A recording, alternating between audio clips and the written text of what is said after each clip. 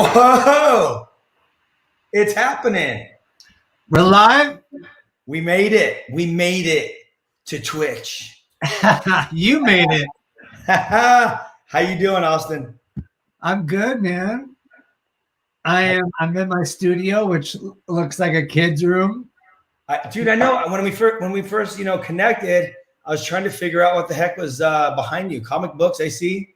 Yeah, I got some a Batman comic book, some Spider-Man.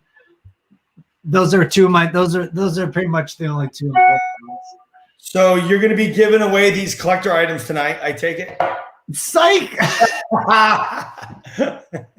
I got about 20 comics. I don't know. I actually made a Google account. I made a what is it even called? eBay account. And I tried to sell my Pokemon cards. I had two. And they were the OG ones and a couple of my comics. And I got banned from eBay for some reason. No way. Yeah. Dude, what is up with that, man? People are getting banned and blackballed, and I got banned because I guess I don't know why. I guess Pokemon cards are like the thing right now. But I was trying to sell my Pokemon cards and like a jumpsuit from one of our old music videos, and yeah, got banned. Touchy subject these days. So hey, dude, where are you? So where the heck are you living now? I live in what area? I live in the middle of California, like in way inland, so like above Bakersfield and like 2 hours south of San Jose, in a little farm town, literally a little tiny farm town. Everywhere is it's like a big farming community. Is it like Taft, California, when we were up there with the Whosoevers for that skate contest? Yeah, it's super, super tiny. No way. Well, that's good. I mean, at least you're close to the hospital that that's where the hospital is that you normally go to, right? In that vicinity? Yeah, Stanford is that, and San Jose is Stanford, and both my wife and I, which is where we met, that's where our specialists are. So it's like just a 2-hour drive to get there, which is good because we go there a lot. We haven't had to be there a lot often, which is good. Yeah, I was just gonna say that. That's good. Yeah, my health's been doing really good lately. So yeah. How's how's the health been going? Good, dude. God has been doing something crazy because for me I had my baby on January 11th. Mm-hmm. And from then till now, it feels like one big long day. Yeah. And for me, I have a sleep disorder and then Marfan's and all the stuff that I have that comes with it. Mm-hmm. Just the fact that I haven't, shot, someone or myself, or, just given up and driven down to the hotel and left my family and started doing drugs again. And but just the fact that, man, I've had the strength to just push through and be a dad is insane. And it's my body is keeping up with it. And that's what's crazy to me, is because my body couldn't do that before. There's no way, even before I had the baby. So it's been wild just to see how God's he's been getting us through, from emotionally and physically and financially. It's been nuts, just barely getting by. And it's been so awesome, especially having a baby. Well, some of the people that are just tuning in right now, obviously, they know you, and some might not. You're the lead singer of the band of Mice and Men for many, many years. And then you had this condition, Marfan's, and it got you, you had to leave the band because your rib was popping out, multiple surgeries, et cetera, et cetera. A lot of pain and a heartache that went along with that, having to leave the band and just your physical situation. But when you got married and then you got your wife pregnant, and you were going to have the kid, I was like, whoa, this is going to be really gnarly. Like, I remember you texted me and you're like, we're having a kid. And I'm like, I just remember I was in bed. It was at night. I was with Crystal, and I was like, Crystal, Austin and his wife are having a kid. And we were like, whoa, this is going to be so crazy because your wife obviously has, health issues, That's a brain tumor. and yeah, a brain tumor, and then pregnancy, and then just what the baby brings to the element of like sleep deprivation, all those things that you and your wife need, normal humans need, but you guys need that more. You have sleeping problems.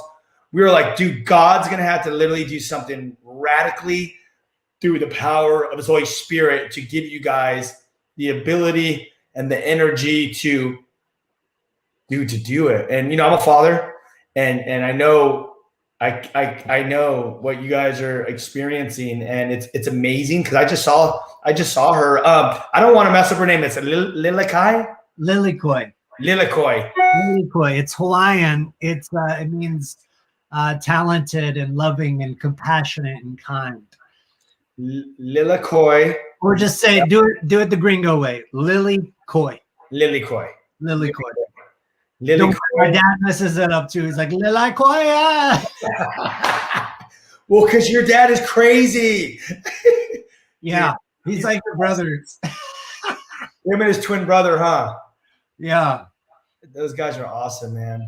Yeah, so, from at first having a kid for Marty and I wasn't off the table, but it was off the table until we had 70 grand to burn, because with me having Marfan's, there's a 50-50 chance that I could pass it along. And then with her and her brain tumor, she couldn't have a normal birth. And then the after effects, because the hormones in the body would make the tumor grow, and the cancer could come, because it's still a cancerous tumor. Okay. But because of the hormones that come with pregnancy, and then especially afterwards, it could have aggravated it, made it worse, and the cancer could have gotten worse, and the tumor gotten bigger. So it was like a off the table kind of a thing until we could, they could, I guess, take the right cells of the right, non-Marfan baby from me and give it to her. And, after she gets rid of the tumor or gets rid of her eye, and, it was off the table. And COVID hit, and we oh my gosh, that's right. With all that too, on top of it all.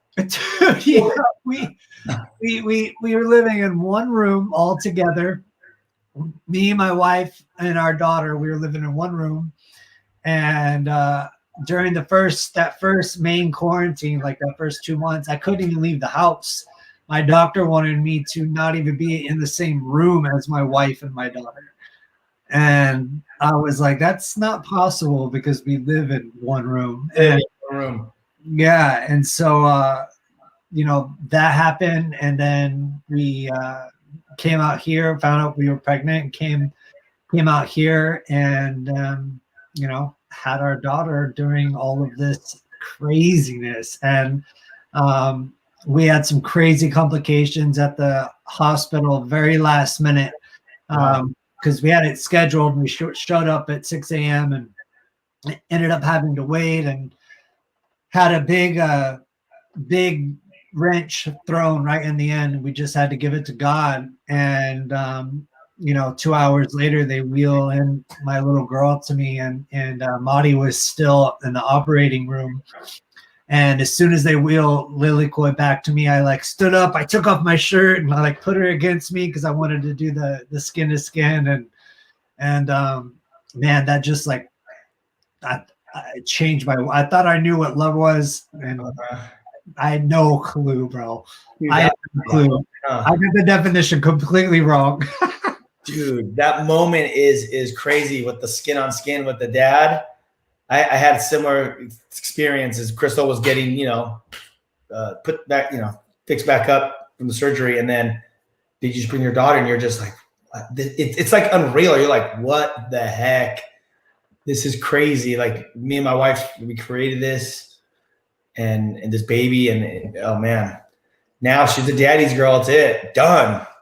Dude, my 5-year-old is a daddy's girl, and that's crazy to me, because I love that. And now it's Marty gets full full mom duties, because I'm not able to breastfeed. And I'm like, she's a mama's girl now, but she'll be a daddy's girl. Yeah. That's what happens. You can breastfeed though. You could get like a little fake one and like the milk. You never seen those in movies. Your dad. I just saw a comment from your dad. He's stalking us. Wait, my dad or my uncle? Is it Terry? That's Terry's my dad. Terry's my uncle. Gary's my other uncle, but we have Terry. It's Terry. Your uncle. Terry's in here. Terry is up in here. I see him lurking. I bet you my dad's with them. What's up, guys? Hey, speaking of those guys and like Costa Rica when you were down there, have you been teaching any baseball or anything with the kids? Dude. Or you haven't done anything like that, right? I mean, it's been you've been just caught up in this whole. Yeah, I do laundry and I do yard.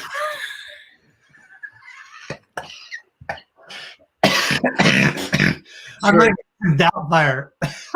You are Mr. Mom. Mm-hmm. It's the first couple months were really tough. My dad was actually here for about a week before we had her, and then for a week and a half after. He said he was going to stay for 3 weeks, but he only stayed for two weeks and 5 days. So he was 2 days short. But him being here helped out a lot. We couldn't bring our daughter to the hospital with us, and there was nowhere else for her to stay. So she stayed. He took care of her, and then when we got home, he was able to cook homemade sausage, biscuits, and gravy, and his homemade grilled pork chop fajitas, and he helped a lot. And then when he left, it was me. And my wife was still. It took her a while to recover.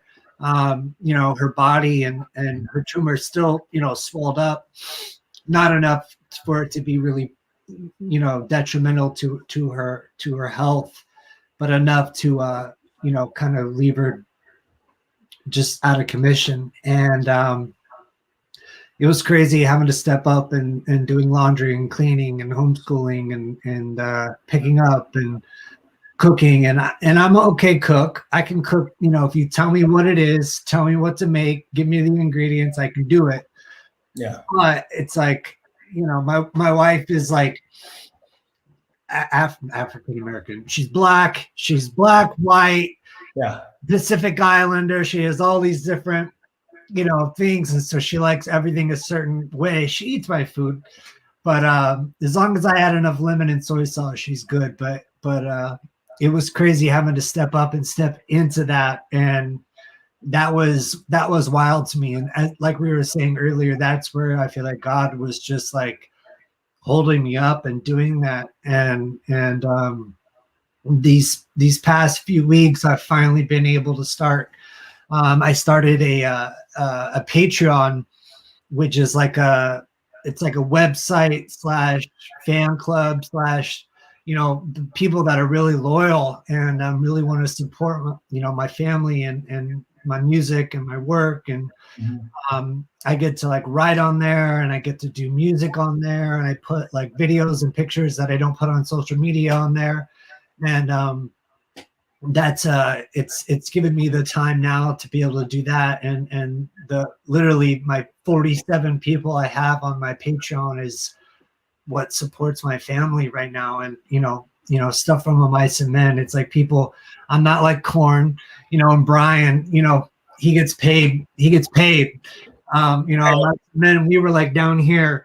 And so it's just been awesome to see how he's just keeping us somewhere, and then he slowly opens up different doors to allow us to get to where we need. And he does that on his timing. Yeah. His timing is not what we want or what we thought, but his timing is it's perfect. It's his, I guess. The timing thing, everything that you've been going through, it's like you would never, if I would have told you would have been here years ago, you'd be like, dude, there's no way, No. But for whatever reason, God allows us to go through these seasons, and they feel very hard, at times, and sometimes for a very long time, but God's doing something in us during that time. And I've learned that I call them chapters in our life, or seasons or chapters, but I've been through a few pretty hard ones this last season. During the pandemic has been very hard for me, not because of the pandemic itself, but more of like this storm that I've been going through. But it's in these storms, in these times when you're like, how am I going to do it? God teaches us, as you know, he teaches us that he's faithful and he's going to do it his way, which is the best way.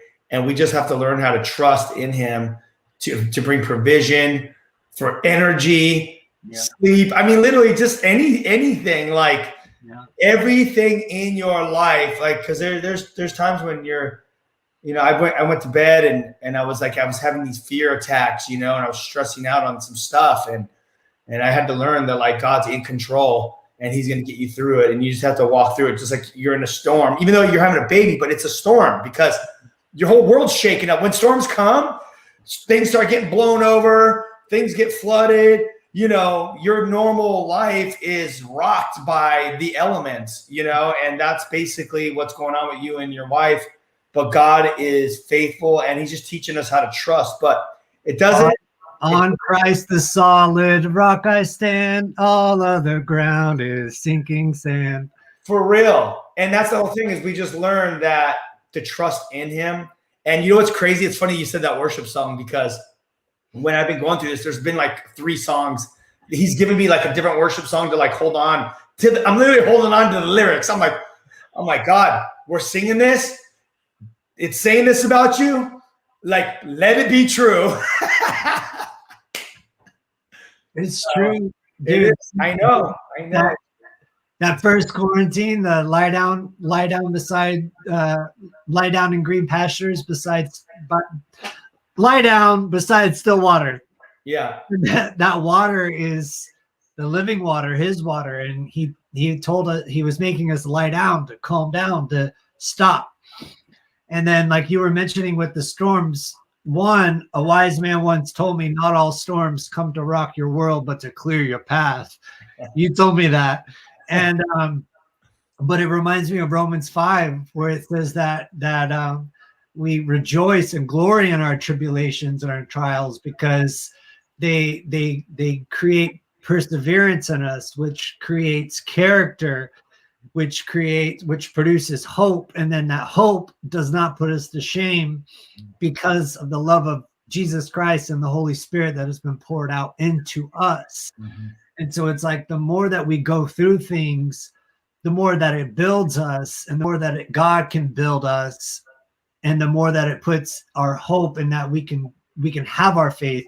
So it's like, the more that we go through, the stronger our faith becomes, because we see that our God is an awesome God, and all this stuff that we can go through, there's nothing can come that he doesn't have his hands like this on us with. And that's something for me that, like, I thought the storms like couldn't get any worse. I thought I was there. I thought I experienced it all. And it's like, there's so many different types of storms, and you can't compare one person's to another's, mm-hmm. From an earthquake in Haiti to you being a dad and your situation, and me and health, and like, dude, the way that God just works, and in such an individualistic way, is so rad. And that's why it's so cool, because people hear religion and it's like, no, man, it's a relationship. It's a personal relationship. And if it wasn't a relationship, then it would just all be just one, just one thing across the board. And I just find that so cool, because like my wife and I, our story is just so unique, but it's like God does the same thing to everyone that puts their faith in him. And I love that about him. That's one of the many things that I love about him is he just rocks our world. And I don't know what tomorrow is going to bring, but I know he's got us. And I love that, man. And I want to add two things to that, or just one of the things you were talking about, like a relationship versus religion. So relationship is like, you and I, we're friends. So, I mean, just doing a stream like this is nothing. This is what we do when we talk on the phone or whatever. This is just us just hanging out, talking. But it's because we have a relationship. We're friends. We toured.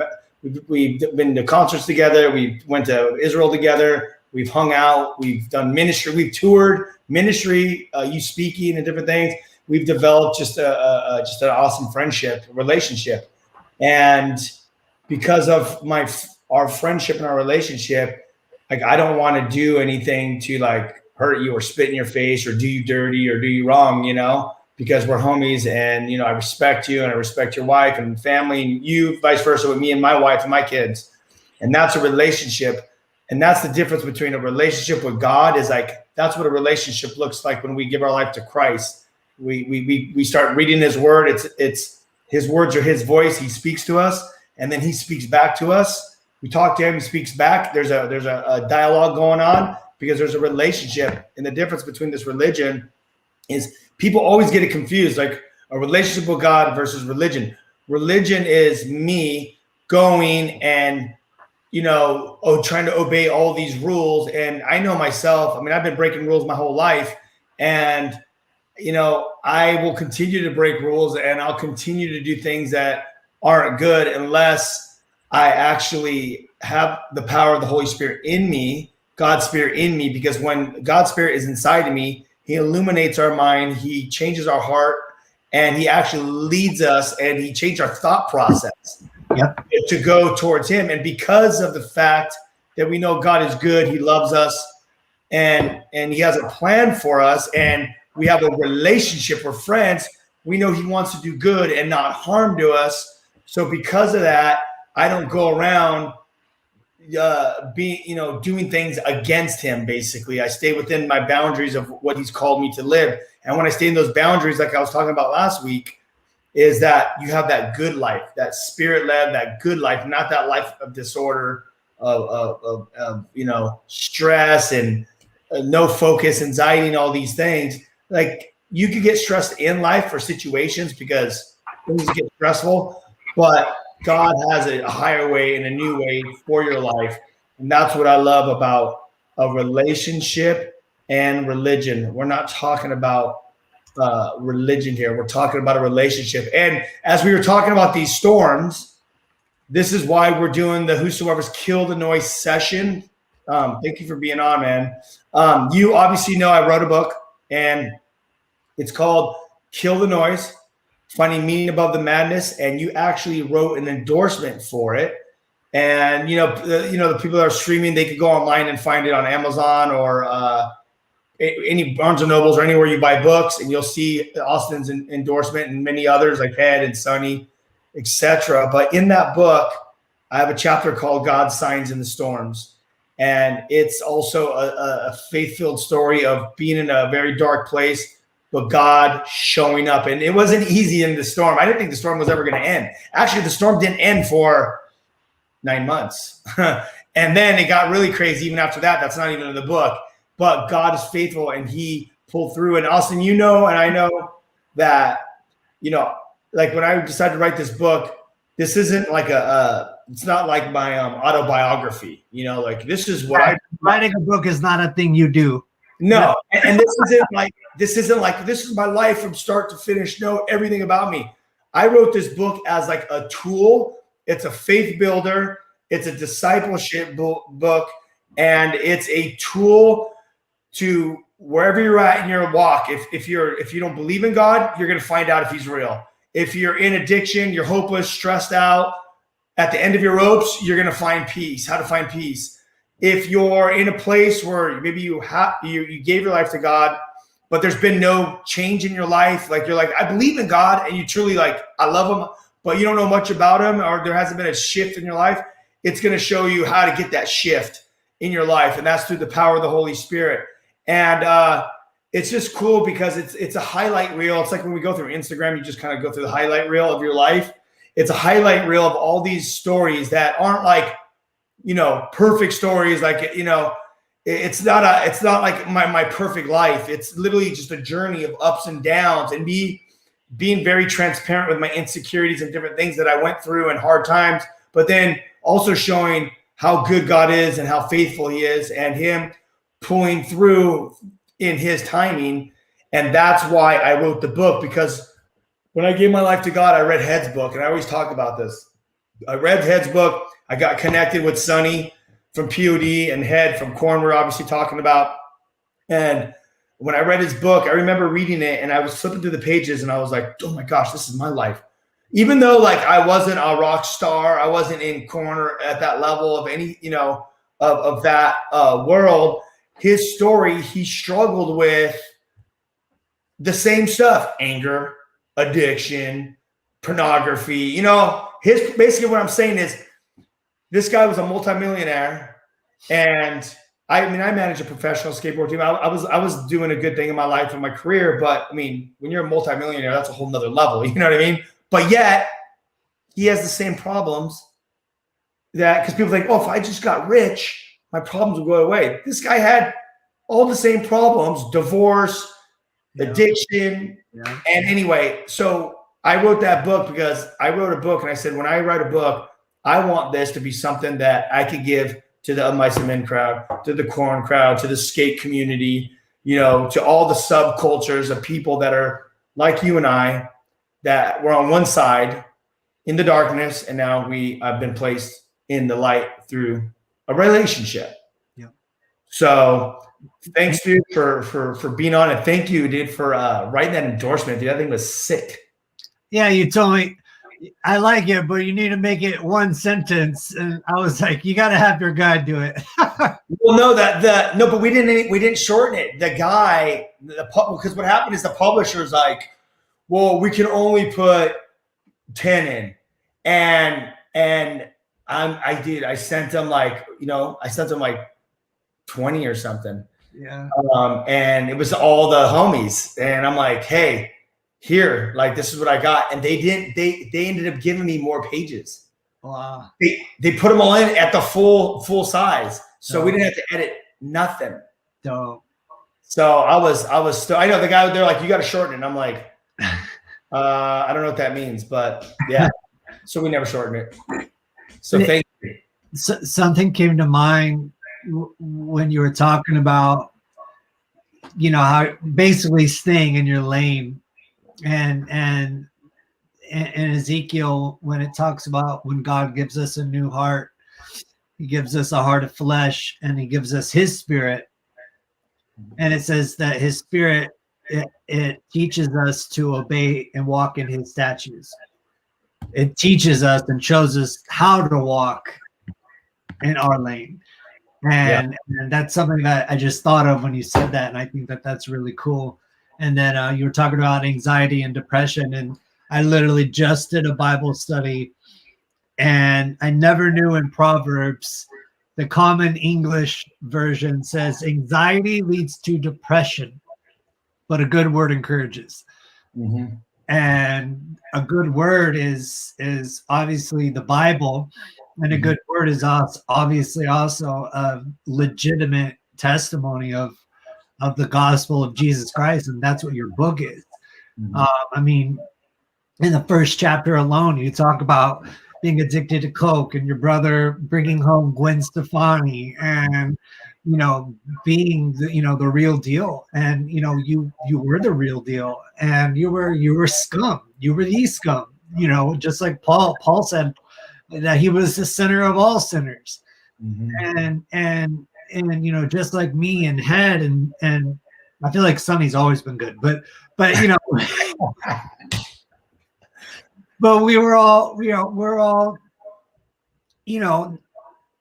I guess scum. We were scum, We made a lot of bad decisions. We'll say that. Decisions. Yeah. And, but it's so crazy that God can take that and transform it. And I have a lot of people especially that listen to mice and men that deal with anxiety and depression and suicidal tendencies and self-harm and stuff. And you know, anxiety leads to depression, but a good word encourages. And that's why I wanted to promote your book, and that's why I wanted to say something about it, because it's a good word. It's a testament. It's God's story.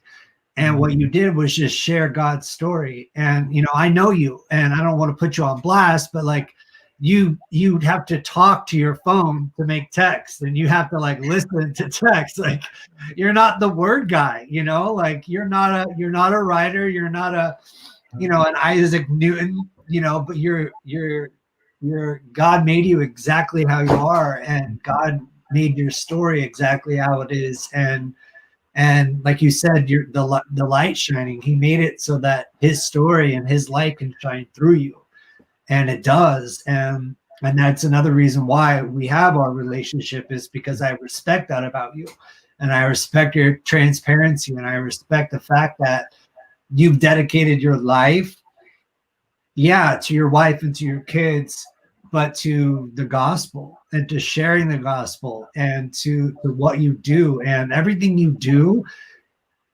revolves around that, and revolves around getting the word of Jesus to people. And that's what we're called to do. It said the Jesus says that the true gospel is this, to reach out to the widows and the orphans. And there's so many people that they may have a dad and a mom, but they're basically orphans because their dads aren't fathers. Yeah. You know, their dads are donors, you know, and you know, especially the Kill the Noise tour with going to the high schools and stuff. Yeah. Those are a lot of orphans that you're going out to, and you know, and I've been to a couple of them, and that's why I respect you, and that's why I respect our relationship. And it's just like God, like I respect God, and I also I don't want to do things against him because I love him, but also because of the pure fact that look what he's given me. Yeah. You know, he's given me the breath that I have. He's given me a wife. He's given me my children. He's taken things from me that I thought were good for me, and he's given me a better life. Not a better life how some people would say, but he's given me joy. You know, and that's where that relationship with him is just it's like any relationship, communication and respect. And also with God, it's a part of fear, but not the fear. I guess that I shouldn't have just spurted that, but the word fear translated means in awe. In awe. To have awe. We walk in awe of God. And there's a Hebrew acronym for walking in the fear of God and awe of God. And the acronym stands for walking through a garden, and the garden being the Bible. And for walking through that garden in awe of everything that God has done. And man, he's just insane. And your book talks about that. And I love it. And I love how, you know, even the chapter names alone, like it's so funny. Like I can relate to each one. And I feel like so many people that have been transformed by what Jesus has done on the cross can relate to those things. And that's the gospel. 2,000 years ago, Paul, you know, boom, you know, I can relate to things that happened to Paul and what Paul went through and how he felt, and wanting to be like that, but not wanting to be like Paul, wanting to be closer to Jesus like Paul was, and wanting to be closer to God like Paul was. And dude, your book it shows people that you don't have to be anything special. You don't have to put on the right shoes or put on a tie or go to the right school. You just come just as you are, man. Like Nirvana says, the Bible says it too, but I think Kurt Cobain stole it. It's funny because when you were talking about, well, first of all, someone asked in the comments, there was a couple of cool comments that came in. One said, I can't even see the comments. I don't know. Maybe Lucas can set that up. Basically, what was one of the comments said something along the lines of, let me see if I can. Oh, there's the comment. You push the comment button. There they all are. One person said that suicide, depression is running rapid. It's real, and it is, and especially now. It's a real thing. It's increased, but God in the Bible, Jesus talks about, me all you are weary and heavy laden, take my yoke and let me teach you my burden and my light, and I will give you peace and rest for your soul. And God, he can come into your life and he can give you peace. There's no chance of peace without him. But I always hold Jesus to his word. Whatever it says in the Bible, I said, you said it, so make it happen. You said you're going to give me peace. Now, this goes to people that if you have a relationship, remember, we're not talking about religion. Religion's like the genie, hey, God, give me peace, but I don't want anything to do with you. Give me peace right now. That's God, the genie in the bottle. We're talking about a relationship. The vending machine God. My dad always says God's not a vending machine where you just go to him when you want and pick what you want, and he gives you that. God's not a vending machine God. Yeah. And in the book, in the chapter, you were talking about when you're walking with God, it's like being in that garden. And it's in one of the chapters, I can't remember where it was at, but it was talking about the work of the Holy Spirit. When you get that new life, you have that new spirit-led life, and it's like it's that fresh, because the Bible talks about in John 7, he gives you that fresh bubbling spring of that living water in your stomach. It's like you have that new spirit-led life that flows in and out of you. And it's like, and I was talking about, it's like being in Hawaii. It's like, this tropic, I don't know, for me, like when you're in Hawaii, you're in your board shorts running around. It's like Costa Rica. It's like, it's like, monkeys and beautiful green and sun and perfect warm water, not cold water, nice sand. It's just amazing tropical paradise. And that's that life with Christ, is you start living that new spirit-led life versus walking without God in your life. And it's like you're in this desert experience. You're in the middle of the desert. You don't know which way to go in life, what direction. You're just, you're thirsty. So you're trying to fill yourself with like booze or smoking weed or popping pills or pornography or relationships or how much money you can make, or if you could buy that next car or that house. You're empty in the desert, and you're trying to fill yourself with anything that can fill that empty void. And I talk about how the process of what God does and how he comes in and he starts changing that whole thought process supernaturally, just in the natural realm. So we were talking about all this cool stuff, but I'm going to actually put the chapters of the names of the book, the chapters of the book, so we can get them out there. And I mean, we're already doing it. So let's just, I'm going to read them for you and then pick. Yeah, I just learned how to read. I'm going to read them right now. So it says, Let the Good Times Roll, Losing Control, Crossroads, Punk Rock Jesus, Identity Crisis, Shiny Objects, Destroy All Gods, God Signs in the Storms, Living the Impossible, and No Posers. Does that sound like an album? Songs on an album? I should have been a musician. Losing control, I'm at a crossroads.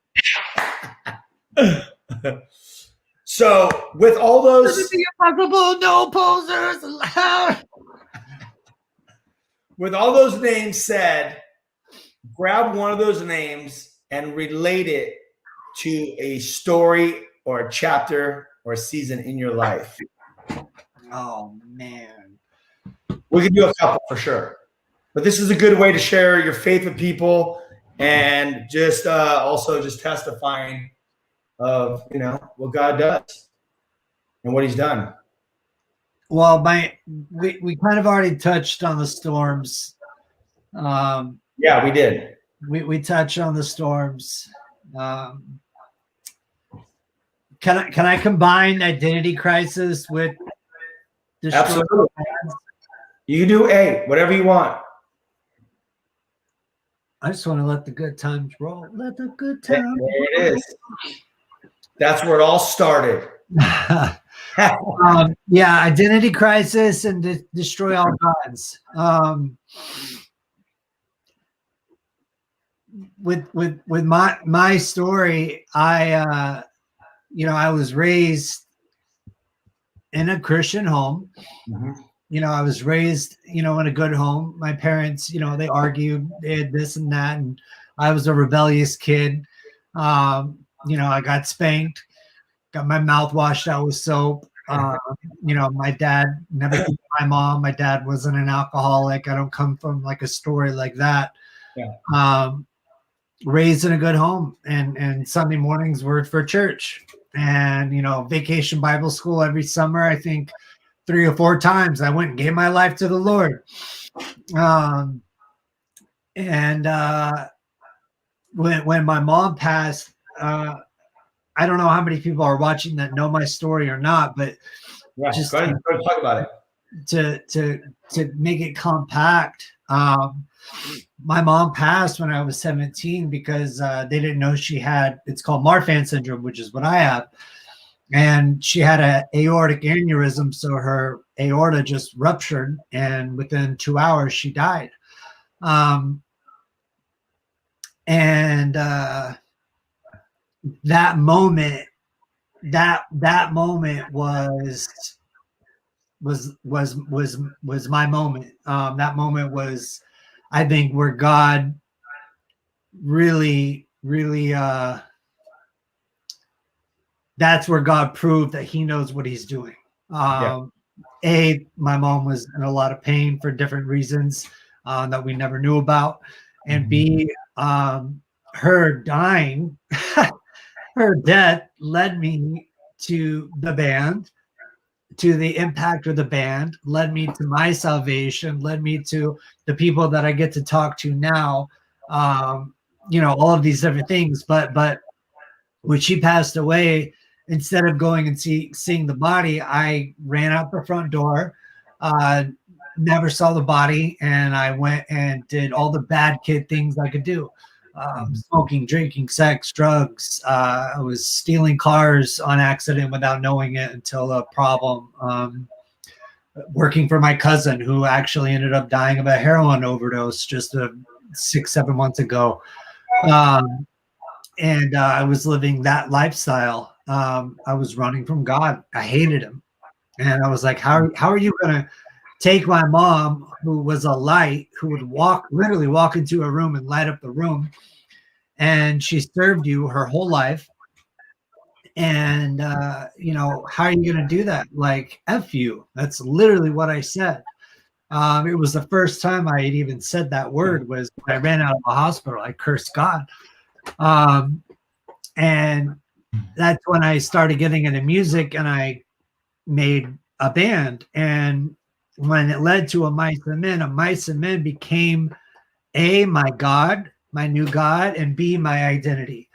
A Mice and Men was my God, because that's where I poured all of my energy, all of my effort, all of my everything that was me was that band.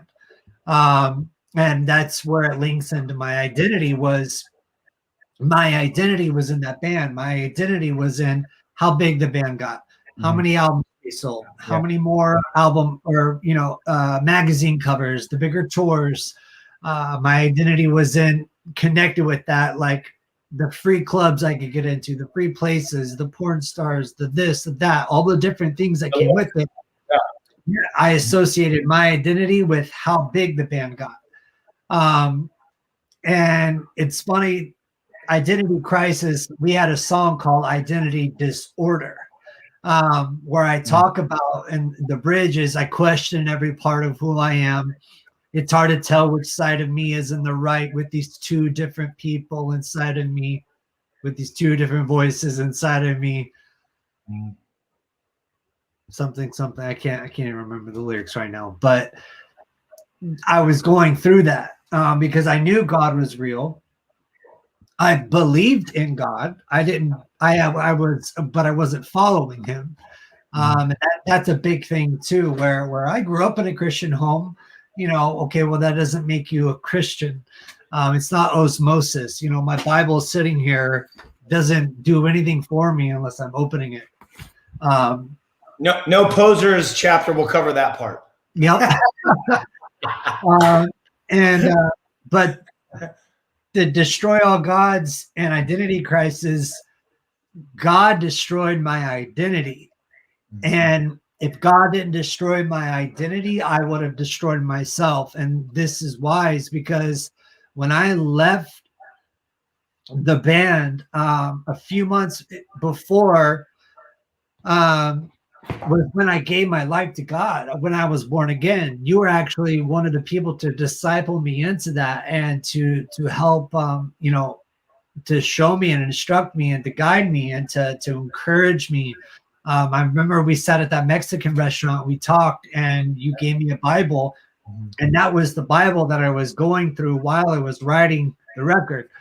And it's funny because I just sent out through my little Patreon page, I sent out all my studio notes, all the notes from my journal that I wrote while I was in the studio. And I was reading a lot of them and I was in tears, man. This was a couple weeks ago because I was writing about God and his spirit and what he was doing inside of me. And then on other pages, I was writing like, you know, things about the band. And I sent these pages off because I wanted to be transparent. And I found one page where I was writing about God and someone, I don't know who in the band, but they were going through my journals and wrote smack in my journal. I never saw it until I was going through them again. And I sent the pages out. And you know, there was notes on there that I wrote that said, why am I doing this when I can't write what God's doing in my life? I took a picture of one where it says that. I was like, I can't even write about what's in my heart, so why write at all? And you know, my wife's like, you don't want to keep the pages, give them to the girls when they grow up. I was like, no, just get rid of them. It's stuff, but I know it's important to other people and meant a lot to me. But I digress on that. You know how I get. But someone left a comment, said they received some of your notes. Sick. Yeah, I posted about this on my Patreon because I thought it would be cool for them to come. Awesome. But those notes were real. And it's funny because the last song I ever wrote when I was in Of Mice and Men, the last song on the last album, I think I wrote like 2 sentences from it, but it was called Transfigured. And so the last song that I ever did with the Mice and Men was called Transfigured, which is a transformation. Yeah. And leaving the band and being completely, that transfiguration happens over time. Mm-hmm. You know, I left the band and my identity was gone, that identity, because I was searching for my identity in the band. Mm-hmm. And instead I had to find my identity in Christ. And I had to find my identity in the man that he wanted me to be for him, for his glory. Yeah. And what Mice and Men, what that part of his story was for his glory, because none of that was for me. All of that was happening so that I could be right here to do whatever he needs for his glory, because now my identity is in Christ. And I shared this with someone the other day. I think it was during one of my Bible studies, that because my identity was so deeply rooted in Of Mice and Men, if this quarantine would have hit and I was still in the band and I hadn't been born again and given my life to God,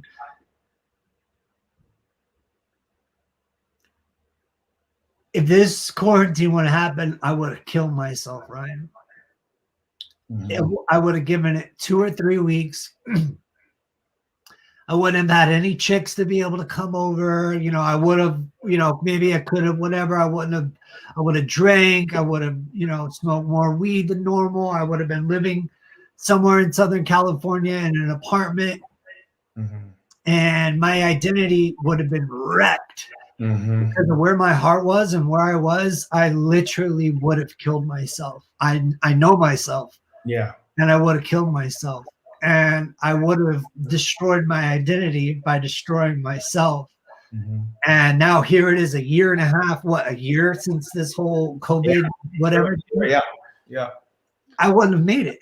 No way. I would not have made it. But instead, God had this plan that I had no clue about. I had no clue that I would be speaking with you and San Diego. The next day I was supposed to fly to Costa Rica. I had that allergic reaction. Remember, I had fluid in my head, fluid in my ribs. Yes. I had to cancel my flight. My doctor bought my flight to Stanford. Then 2 days later, I was wearing a blue dress, a blue hospital gown, and I meet my future wife. She comes and sees me again the next day. The third time we hang out was her taking me to my friend's funeral. So we met in a hospital, and then the first time out of the hospital was at a funeral, and then I fly and go to Costa Rica for 2 months. So we spend 3 times together, and then 2 months apart in Costa Rica. Then I moved to Las Vegas, get a job. She moves to Las Vegas from California. I quit the job / got fired, whatever, either way, it was mutual. Just months after she got there.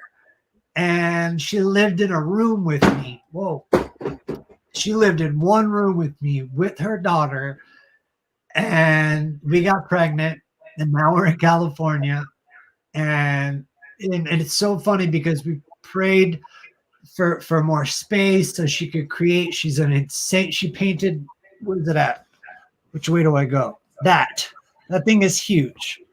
Dang.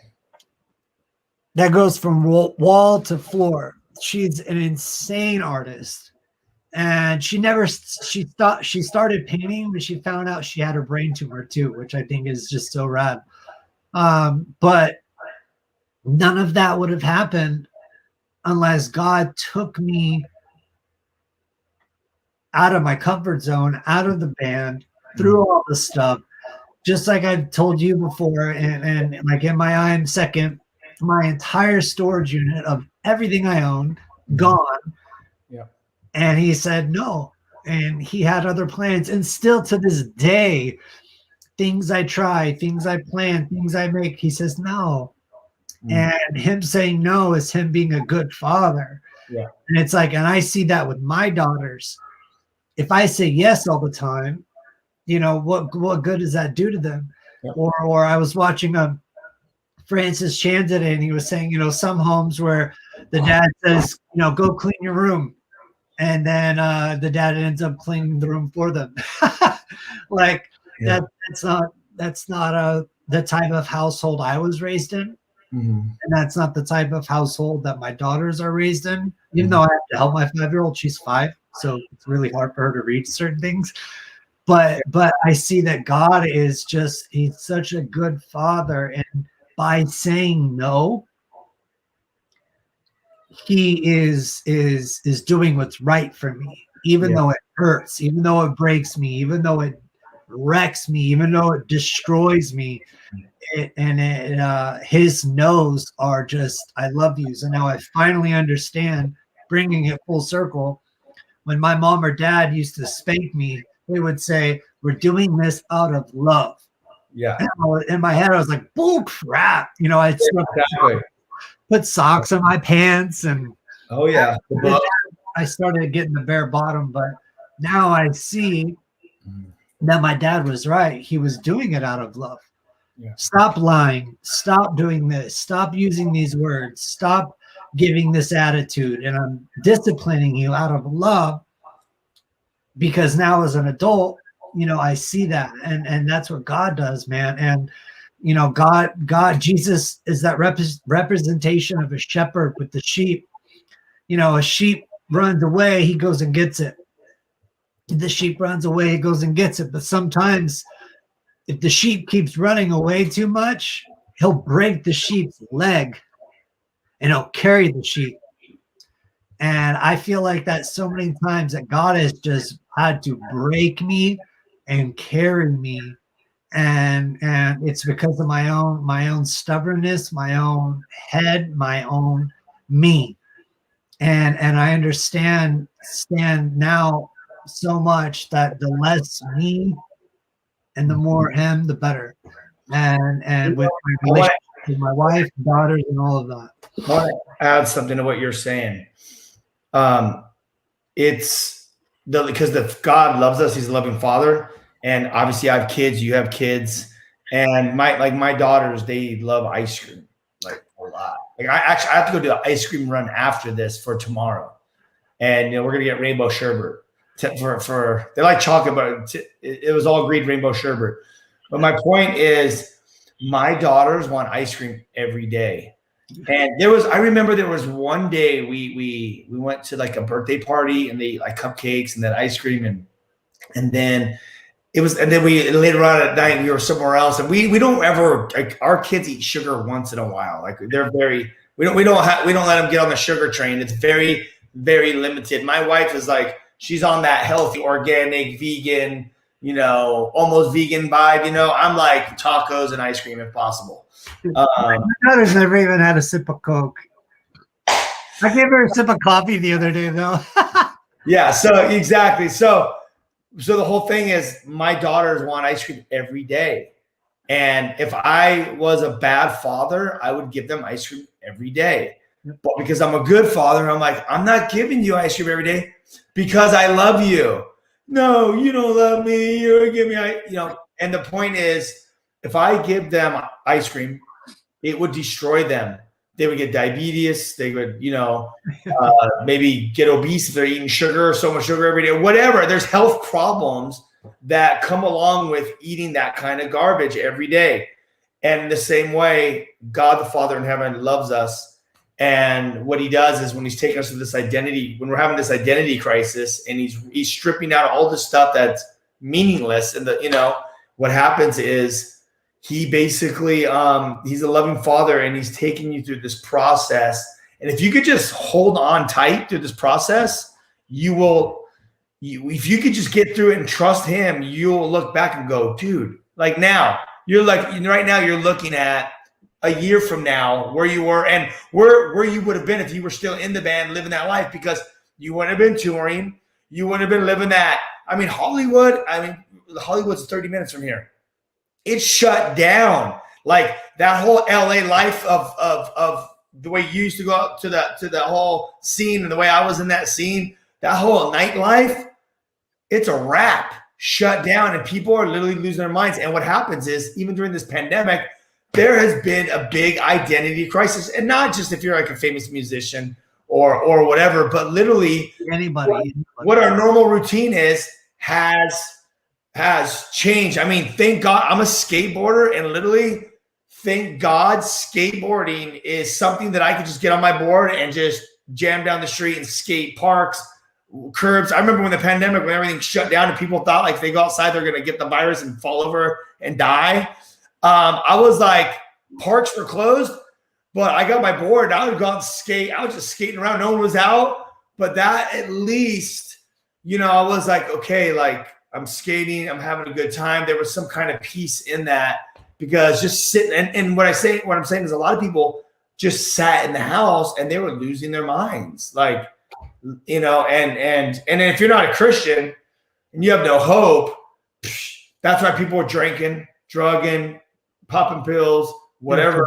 Divorce and suicide rates have skyrocketed since all of this began. Yeah. Skyrocketed. And skyrocketed even more, like in China. It skyrocketed and then went even higher once the quarantine was lifted a bit. Why do you think that is? Why are marriages falling apart when two people are stuck together? Yeah. Because it wasn't a real marriage. It wasn't real love. It might have been flesh love and friend love, but there was no agape love. Yeah. Love has 4 definitions, and agape love is the most important. And if you don't have God's love, just like I didn't truly understand. another wise person that might be sitting right here said, wait, where's here? I can't see the screen. I'm not looking this way. Whatever.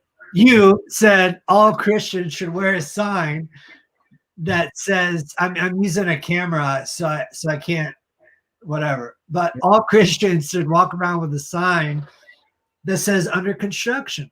Mm-hmm. And it's like, I'm learning more about God's love every day. And ever since, especially having my daughter, like I thought I was starting to understand, but having her, bro, it's like, are you kidding me? Like now I'm like, oh, okay, now I'm starting to understand. And then when she smiled the first time a couple weeks ago, and now like this morning, she was smiling at me, like, and I'm like, what? Like, my mind is just being blown because my heart is just, it can't handle it, because it's like, this is love. And if I love this little thing so much, I want to smell her and squeeze her, and like I like changing her Pampers, and I would do anything for her. And it's like, I love her this much. Imagine how much God loves me.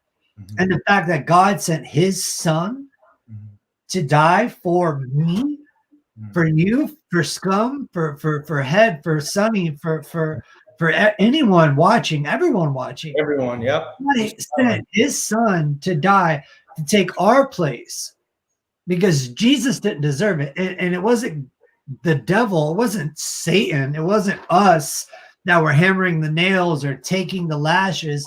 It was God's own wrath. It was God's wrath being poured out on his son for us, and his son taking that for us. I don't know if this is wrong to say, but I wouldn't give my daughter to die for the whole world. No, man. Imagine that. It's so gnarly, huh? When you think about that aspect of giving up a kid. And for God to do that, man, like, what a good, like that, the song, what a good father, man. And it just makes me, it overwhelms me, man, because I love my dad so much more. I love my wife more. And to see how gnarly God is, and I think I said like ridiculously ridiculous or insanely whatever, something in our emails, like he just wrecks me, man. And I lose followers every time I talk about him, but I gain people too. Yeah. And I don't care if I lose the whole world, because everything in this world is so temporary and whack. And we know this, and people that study the Bible and understand that, even atheists and evolutionists, and this earth is going to go one day. Like our sun, which is one of the least brightest stars, is going to blow up. The earth is not forever. So what then? And it's like, all of this is so temporary. And Ben Corson, he related Harry Potter to Christianity in a way that kind of, people kind of lost it. But what he was saying is, we live in a supernatural world. We live in a world that this is not real. This is stuff that was made. And right now there's more antimatter and more anti-space than there is real stuff. And it's like, that is God, because here's time, here's the start of my life, here's the end of my life, and this is how I look at it. And God is over here and under here. And God is just so outside of time and space and anything that we can fathom, and just barely grasping that, like, makes me just want to, like, it just wrecks me, man. And it's so cool, because nothing else matters. The Bible says, what does it profit a man to gain the whole world but to lose his own soul? For what is more important than your soul? Yeah, what is more important? Like, if that I love quoting that verse, because It's in the book as well, in the crossroads part of the chapter, believe it or not, because that was the verse that really hit me with pornography. I was hooked on pornography. I was hooked on sleeping around. My identity would be in who I'm sleeping with, part of the identity crisis. Yeah. But when you start really reading it, and it says, what does a man profit if he gains the whole world? So like, what if you were like, well, what's the whole world? Someone that's like, flies around in private jets, has houses everywhere, and money's no object, right? You pretty much can do whatever you want, whenever you want, and that's not a problem. So that's gaining the whole world, because the wealth, the lust of the eye, the pride of life, the lust of the flesh, these are not from the Father. These are from the prince of the world, Satan. So if you have all that, and you have everything you ever wanted, and you lose your own soul, what does it matter? Why? Because like you were saying, here on planet Earth, like what's an average man live? Like 65, 75 years old. Who cares? What if you lived to 120? I mean, I don't think you really want to live that long. You're like, I don't. I would. I'm a sleeper, not my body, and not your body with your Marfisons. No way. I'm already. Every day I wake up, I'm like stretching. I got one of those guns that pound you to loosen you up. But so like whatever. So you live to like a good life to like 90. And then you die. And then you're in eternity. And you know what they say in eternity? It's like buying a house. It's all about location, location, location. So you got living with God the Father, peace, joy. It says there'll be no more tears in heaven, right? All the pain and suffering will leave. Or, you have hell, which the Bible talks about. Jesus talks about hell. He refers to it more than 280 times in the New Testament. Why? Because it's a real place, and he wishes that no one will go there, and you can start living for Christ now. And when you take that last breath, you end up in heaven and you live forever in eternity. And that's why that verse is so gnarly, because we think we're going to live forever, right? But then like I could be driving down the street. I got to go on. I'm going to Rite Aid to go buy some ice cream right after this. I told you I got to go get the rainbow sherbet for my daughters. Please get the cotton candy kind. Is it? I don't know if they like that one, but I'm gonna look into it. But we're gonna get it. I want the Snickers one for myself personally. But anyway, what if you get hit by a car and you die? I get hit and I'm dead, like done. Then what? Some people go, when I'm gonna die, when I'm on my dying bed, I'm gonna give my life to God. Dude, what if you don't have that chance? Something could happen so fast. My neighbor recently just got in a car wreck. He was in a Toyota, like an old school Toyota truck, short, with no shell or no extra seats. It's just a one row. And it just started raining, and we live in California. Once it rains a little bit, everybody's hydroplaning, right? Because there's no rain. Dude, he almost literally died. And it's just like that fast. And that's why it's so important for us to have a relationship with God. He loves you. He created you. He didn't come to judge the world. He came to save the world. And not only that, like I'm seeing the feed. I see the feed, and people are like, I'm tired of addiction. I'm tired of suicide. I'm tired with depression. All these different things that are going on in their life. Jesus has come to set the captives free. And again, we're here. We're talking with Austin because he's been impacted by Christ. I wrote this book for our audience, for people that are listening, that are watching. It's a faith building tool. It's a story. It's a bunch of stories of how to grow your faith. It's a tool that will help you overcome addiction, suicide, depression.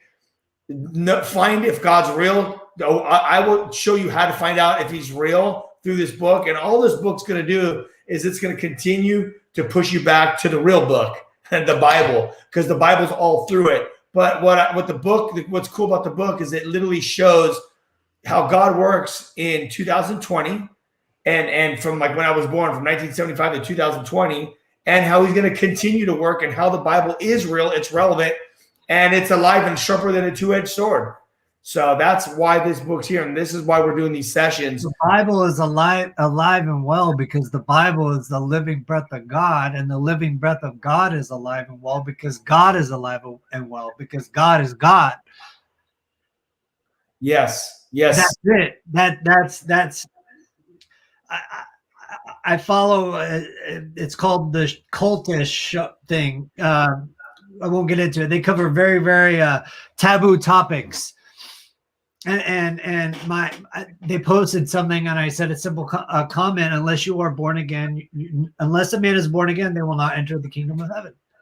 Period. Mm-hmm. That's it.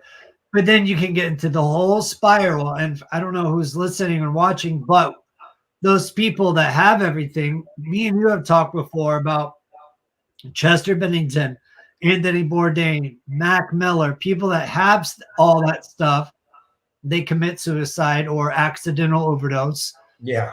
But what about people that are watching or listening and they don't even believe in God? What if they believe in reincarnation? Mm-hmm. Yeah. What if? Yeah. Then you die and you're dead. Mm-hmm. And if that was the case, why if I believed that, I would be raging right now. Mm-hmm. I would not be living the life that I am now. Just like, but at the same time, if I believed that or I didn't believe in God, I would have killed myself. Because I don't want to come back as a squirrel. Like reincarnation would suck. Because like, how many years ought to be a squirrel? Yeah, but that's the thing, is the whole earth's going to be gone anyways. Yeah. And the Bible says that there will be a new earth. People think that heaven, you go to heaven, it's the streets of gold and this, but there will be a new heaven and a new earth, and we will be in new bodies that we were created, not these bodies, but we will be earth as God created and intended it. And it's so beyond our imagination that this earth will pass away. And the Bible talks about how the creatures and the trees will even just rejoice that we are gone because we are not contaminating it. And there will be a day when moms and dads will have to see their kids spend eternity in hell or not. Or a kid see their mom or dad go through that. Mm-hmm. Like, that is all real. And with everything going on right now, people talk about real stuff and they get boom. You can't talk about certain subjects. You can't talk about certain things because everything is so sensitive. Everyone is so sensitive. Mm-hmm. I understand. I don't get into politics. I don't get into anything racial because it doesn't matter. It matters. That sounds wrong. It matters. But the thing is Jesus came and died for everyone. What you're saying is you're not meddling in politics and no. Racism, because those are important. Those are important to those areas. But what we're focusing on Christ. Is that Christ is a relationship? Yeah, because think about this. When you give your life to Christ, what does Jesus say? Jesus says, "Love your neighbor as yourself." Okay, if you love your neighbor as yourself, you just broke up racism. Because if you love your neighbor as yourself, you're gonna love everyone the same, and that's gonna cut through all that stuff. Yep. And that's why, and Jesus, he came, he liberated women. Women were frowned on back in the old days, and he made everyone equal. And that's what we learn about marginalized. Jesus was for those people. Yeah. Jesus was for all the outcasts. Jesus was for all the people that were mistreated and didn't have a voice. Jesus was their voice. He was their voice. And he went to them. And that's what we're called to do. And that's what we're called to do as true Christians. And I think that's something that people see Christianity as something so bad because they've got a bad taste in their mouth about it. Yeah. But they weren't shown the true Jesus. Yeah, because because when you say Christian, with the original word Christian, where it comes from in the Bible, is they were these disciples. They were calling them Christians because they were like, oh man, those guys are like Christ. Christ. Yeah. If you didn't call yourself a Christian, people saw how you lived and said, yeah. They didn't call themselves Christians. They were called Christians because the way they lived. But I think there's a lot of people that are misrepresenting who Christ is, and the best way people, maybe you're saying, well, how do you know the way it was? Well, just read the Bible for face value, and you're going to see what Jesus and his disciples did, and you will see who he is. Don't take it from me. Don't take it from Austin. Don't take it from what you're seeing on TV or whatever. Read it face value and see who he was, and you're gonna love him and who he is and what he did. Austin, Jesus said, last thing. I'm sorry. Jesus said when he was telling Peter about his death, he was telling Peter about how he was going to die. Peter being Peter said, well, what about John? How is John going to die? Mm-hmm. And Jesus's response was basically, worry about yourself. Yeah, don't worry. Worry about your own walk with me. Worry about your own relationship with me. Mm-hmm. And all that other stuff. We're supposed to focus on him. We're supposed to keep our eyes on him. And everything else, he is the one. And if we take our eyes off him, just like Peter took his eyes off Jesus and fell in the water. And that's so relatable. We all get distracted with those storms, back to what we were originally talking about, and you sink, but God brings you up and he gets you back on the right track. Yep. I do have a question for you. So I know we've been talking about a lot of this book stuff and God and all this amazing stuff, but I want to go back to a little personal question with you. Because we have a lot of your, fans from, the band are watching. What in the heck is going on with your dad? You got kids, but when do you think you're going to get some music stuff out? Are you working on anything right now at the moment? Well, first of all, before you answer that question, I want to tell you, we want to get you on some tours with the Whosoevers to come speak. We're booking some stuff out. So once you get the green light from your wife, because, you have a kid now at home, an infant kid. So when you're able to, you got to come out with us. So what do you got? I know you're reading some comments. What's new in the pipeline?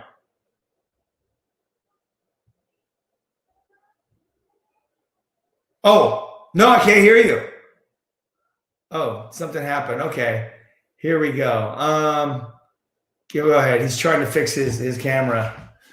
All right, well, here, I'll read some of these comments. I just found a path in the Old Testament. Awesome. Yeah, the Old Testament basically points to Jesus Christ, the Messiah.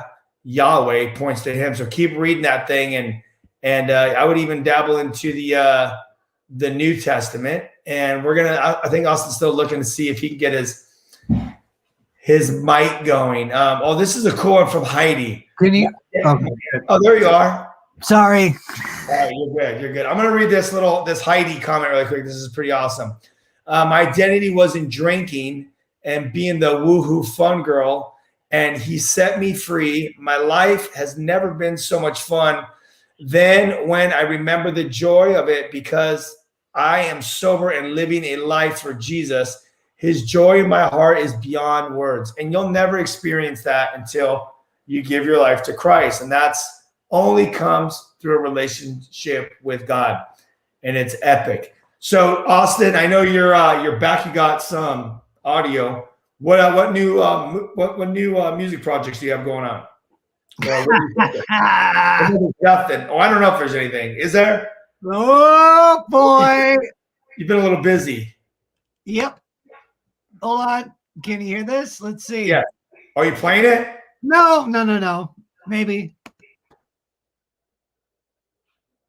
Let's see. Bring it. Oh, well, what is going on here? You can hear me though, right? I can hear you still, yes. Okay, so yeah, I have been That's kind of like the Backstreet Boys. No, I'm just joking.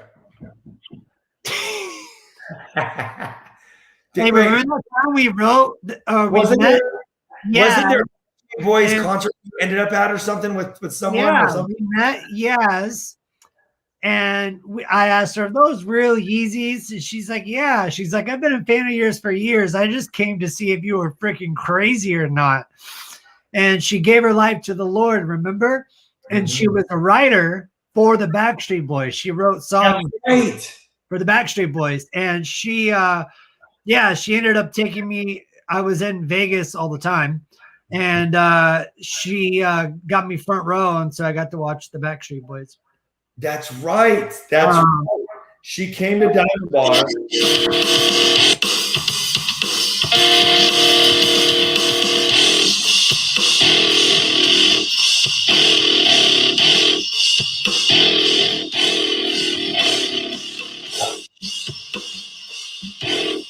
All right.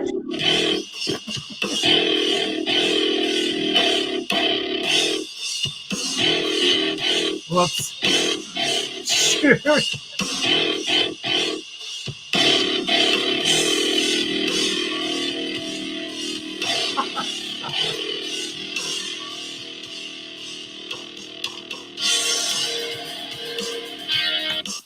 Wow.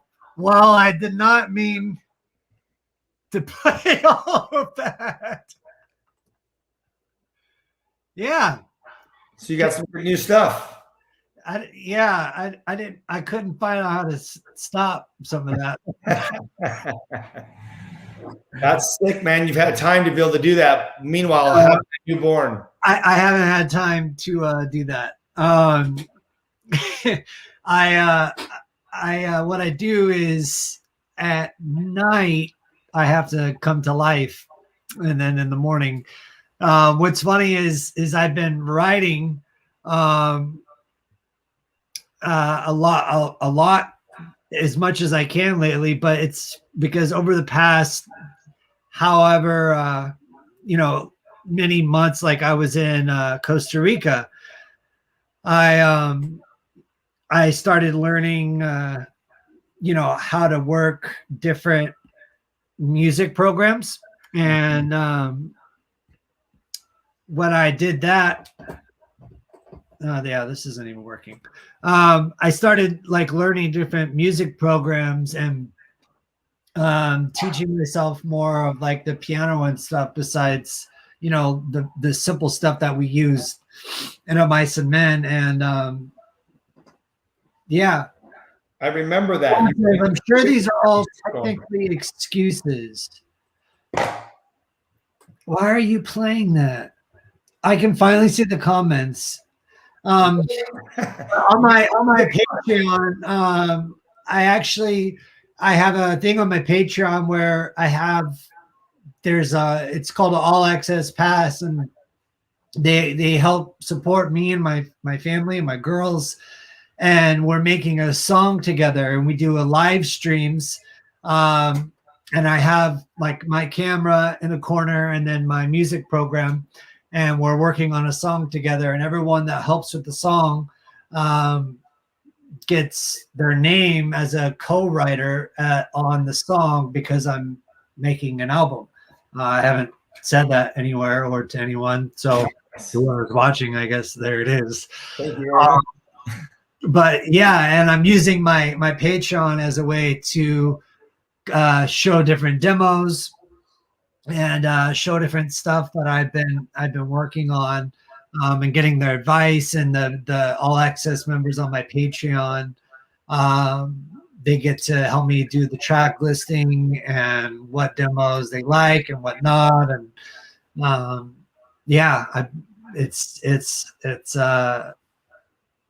I'm just doing what I can, man, but I just love music and I can't like not do it. So it's really been fun using the Patreon to express it and to make stuff. Sorry, it threw me off that kept playing. That's awesome, man. Well, people are excited. I can see the comments. They're ready for it. They're like, bring it now. So I would like, dude, we got to get you on a tour, man. There's been interest and bookings right now for Denver, for the whosoever's, Denver, Little Rock, Arkansas, New Orleans. Wow. Where else? I want to go to New Orleans this weekend. Huh? I want to go to New Orleans, please. I have friends that live there, and I want crawfish and I want cornbread. when I want fried catfish and I want hush puppies. Let's go. We need to get it going, dude. We need to get it going. And I want to actually plug. We have that new movie that just came out too, The Full Send. You saw the Idaho film, so we have that. That's out, and you can watch it. You can actually just go to the whosoevers.com. You know what? I'm gonna play. We have a trailer for it. I forgot that we even have the trailer. I think Lucas is gonna play it. Let me play this for everyone. So no words that would describe my life. I would say I'm not perfect. I don't have everything figured out. Completely rough around the edges, but I know that Jesus Christ is Lord of my life, and I'm going to follow him in whatever he does in my life.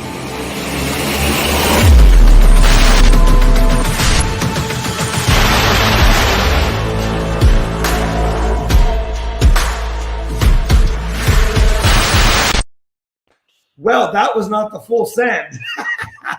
They played the wrong one. That was the book one. Well, The Full Send's a whole nother thing. It's That was still dope.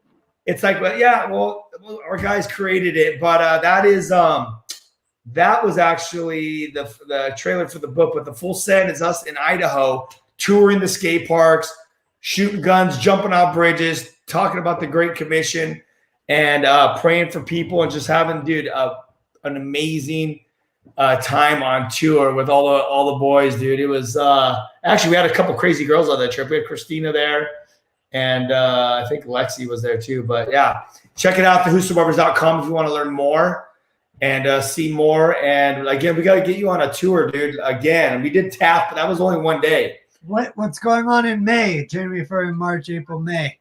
I need to find out. Lucas, I'm gonna have him email you.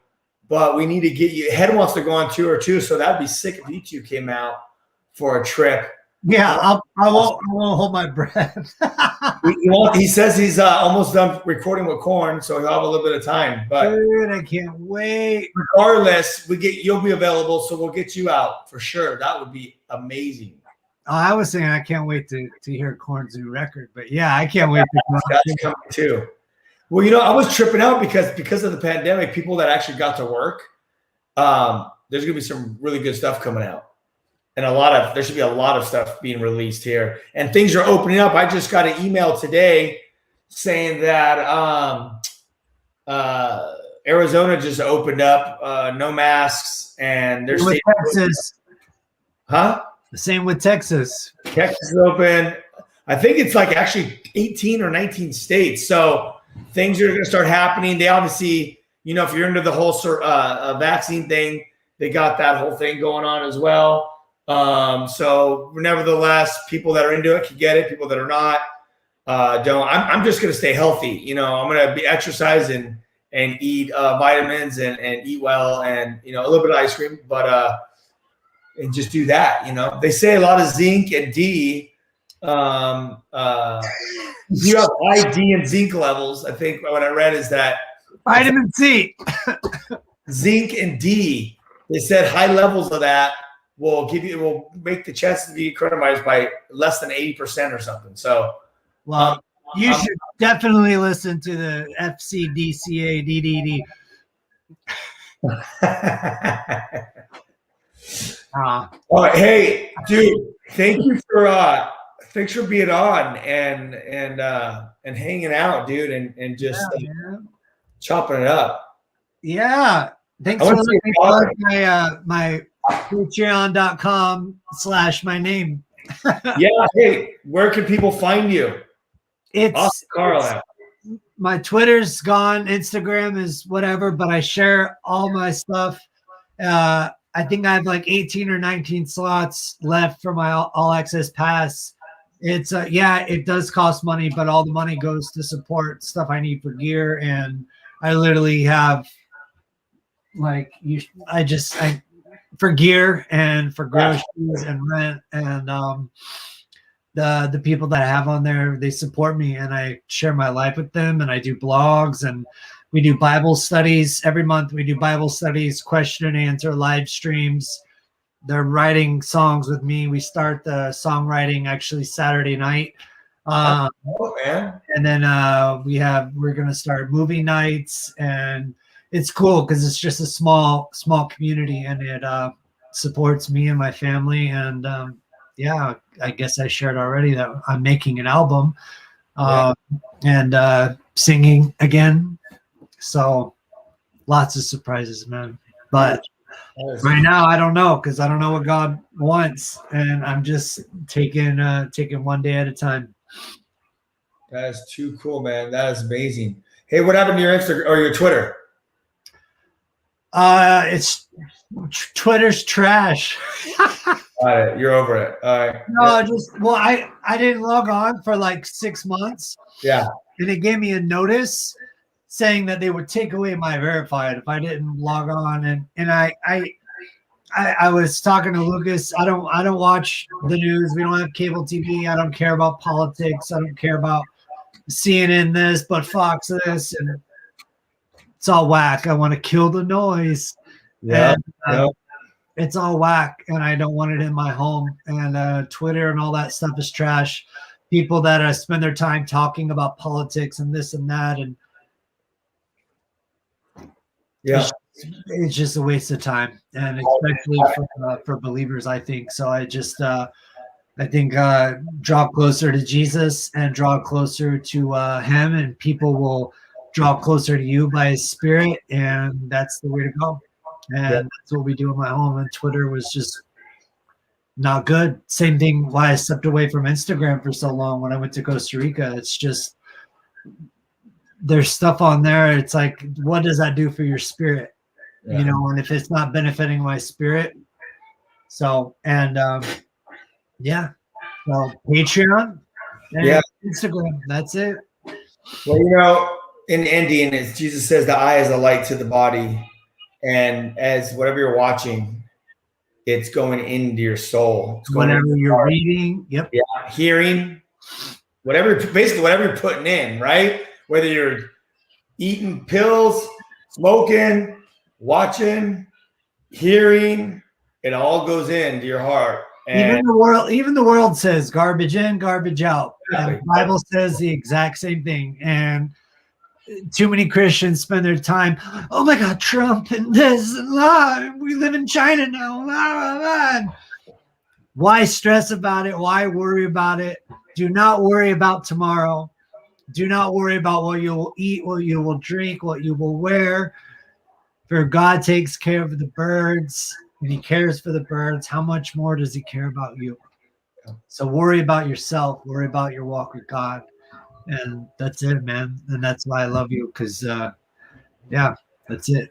I love you, dude. Tell your wife I said, what's up? I saw your baby girl. Oh, my gosh. Ryan Gutierrez. Ryan San Francisco Gutierrez. My dad used to call him Cisco Kid. I was at this guy was one of my only friends from like 3rd grade on. I went to his wedding. I was one of his not his best man. That was Ryan Ingram. But I was in his wedding party, and I ended up getting hammered the night of. And I think, was my girlfriend with me? I don't remember, but I made a complete fool of myself, and I feel bad forever. But Ryan, this was before I was walking with God, but Ryan's the man. And thank you, bro. Man, tell your mom I'm sorry, Maria. That was years ago. I think his wedding was what led my girlfriend and I at the time to break up, which was a good thing. So thank you, Ryan. Thank you for getting married. Well, dude, I'm so glad. I'm so glad that you and me both. We missed so many bullets, and we met at dimes. We are unworthy in our lives. Yes, we got very lucky. Yeah, I mean, I don't believe in luck, but you know, we got there's no such thing as luck. God hooked us up. Yeah. All right, man. Well, hey, dude, I love you very much, man. Again, thank you, and we got to meet up and hang out sometime soon. Well, we're gonna get on a tour soon, so I'm gonna have Lucas shoot you over the dates, and we'll get out and do some cool stuff. You know, some Jesus stuff, some God stuff. That's all we're doing here. That's all that matters. Always. Love you, bro. All right, brother. I love you, man. See you.